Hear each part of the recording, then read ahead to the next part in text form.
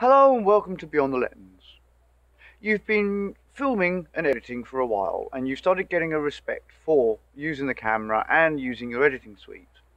But there are a lot of YouTubers out there who they will go out with a camera and shoot.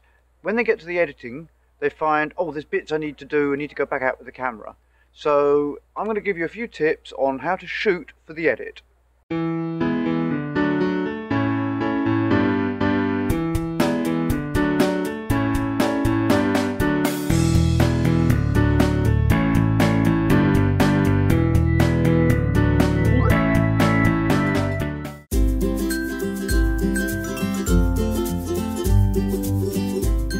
Transition shots or leading shots are very useful for your finished production. Basically, it's the way you go between scenes.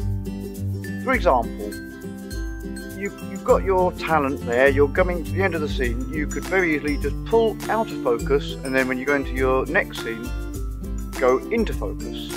Or if you've got a slider, you can move your camera out the way or pan out the way or pan up and pan down. But it makes the cutting between scenes so much better.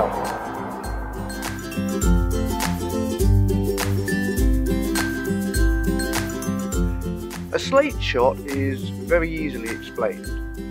When you're filming an interview or when you're filming on set, get your talent to hold your slate, whether it be on one of these or be a proper slate or even just a piece of paper with the information on. When they're holding it and you press record, the reason why this is, when you go into the editing suite and you look at the thumbnails, you can see straight away the information you want for each shot. It's also a very good idea to make a note of the file number and whether it's a good shot or a bad shot, so that way you don't get confused by loads of footage. You can just put the name or the number of the shot straight into your editing suite.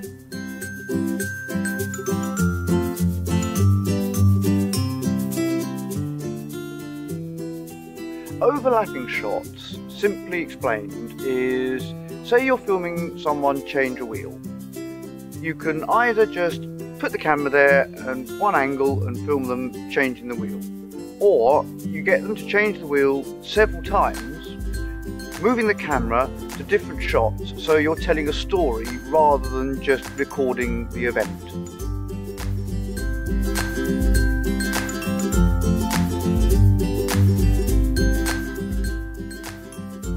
When you're doing interviews, it's always a good idea to get the information on film.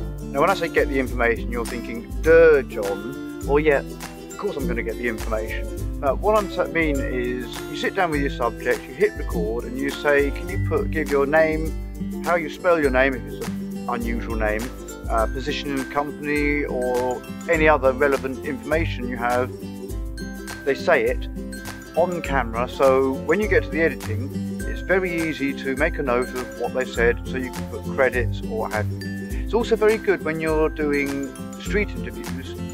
You can get them to give their permission for you to use that bit of film.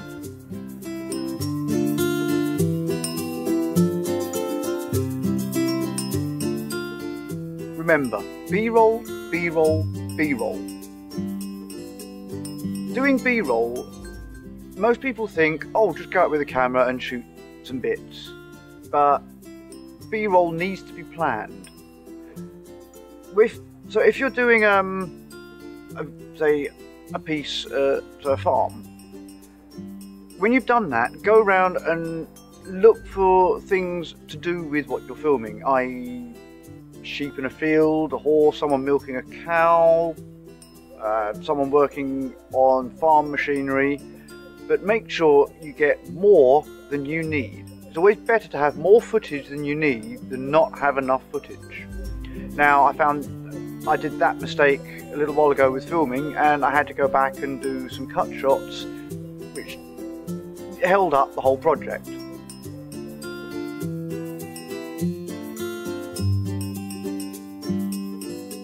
There are a lot of people who will go out with their camera and they will just document what's going on.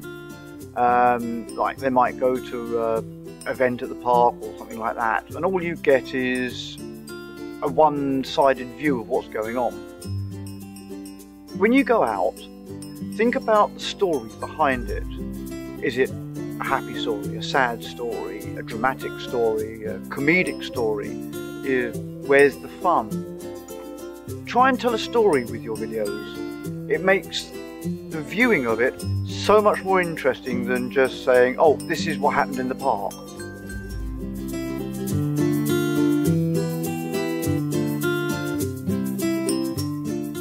And last but definitely not least, practice. Go out and film. Bring the film in, edit it, keep at it. The more you do, the more you'll learn. I know you probably said, oh, I've heard this a lot, but I'm not going very far. Try and push what you know. If you're not sure, look on YouTube, or you can send me a message and I can give advice. But go out and do it. And definitely, above everything else, enjoy yourself. Have fun at what you're doing. Don't think it's a chore, just enjoy yourself. Well, I hope this was helpful, and I'll see you next time on Beyond the Lens.